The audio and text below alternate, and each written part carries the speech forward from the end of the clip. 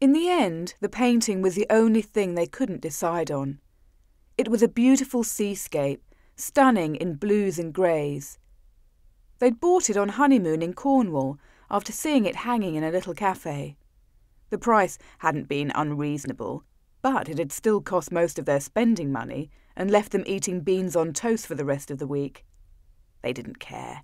Who needed fine dining when you could share something so beautiful instead? That had been a long time ago, and they weren't penniless newlyweds anymore, but instead a successful couple with a beautiful home. The days of beans on toast were long gone, but sadly, so were those days when love seemed to come so easily. Now they had split their assets easily, if somewhat painfully, and now the painting was all that remained to decide upon.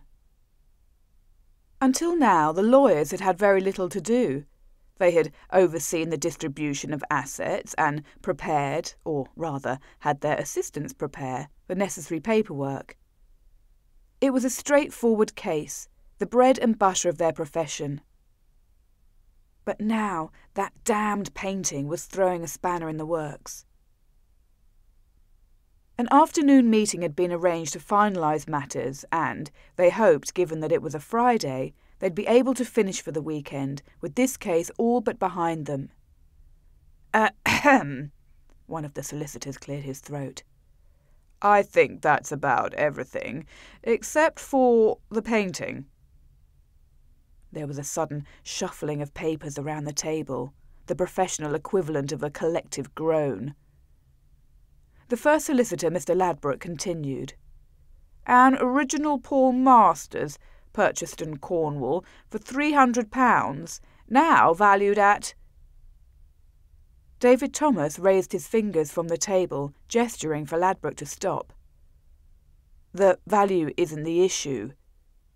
He cast a look to his soon-to-be ex-wife.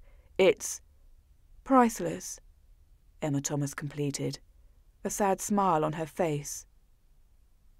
There was silence for a moment, then various suggestions were put forward. Independent appraisal, appropriate financial settlement, shared ownership. David steepled his fingers and sighed. Emma doodled on the headed paper in front of her. Eventually, silence descended again. So, we're really no further on, David said. We either accept joint custody or flip a coin. You could buy the other one. They all turned as one towards the end of the table, where Linda, the clerk, was taking notes. Linda, perhaps it would be better if... David cut Ladbroke off with a curt wave. Go on. There was an article in the paper this morning. I recognised the name Masters from this, well, from your case. It caught my eye, so I tore it out to read at lunch. Linda rummaged in the folder in front of her and then produced a scrap of newspaper. Masters only did 2 seascapes before his hand was crushed. Prior to that, he'd done loads of landscapes and country scenes. But his seascapes were the real masterpieces. Get on with it, Ladbroke muttered. David shot him an icy glare and then turned back to Linda. Go on. Linda blushed. I'm sorry, I always get carried away. Of course, you'd know all this already. Emma smiled. No, please, go on. Linda paused, but then smiled.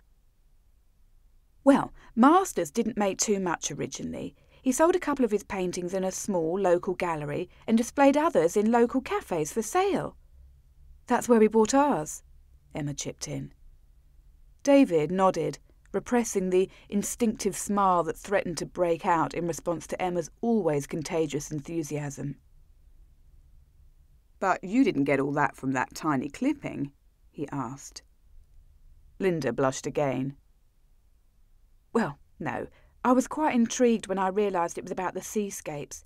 I did some reading. She looked at Ladbroke. During my lunch hour, I mean. I'm sure Mr. Ladbroke will see you're compensated for your time. David shot Ladbroke a warning look.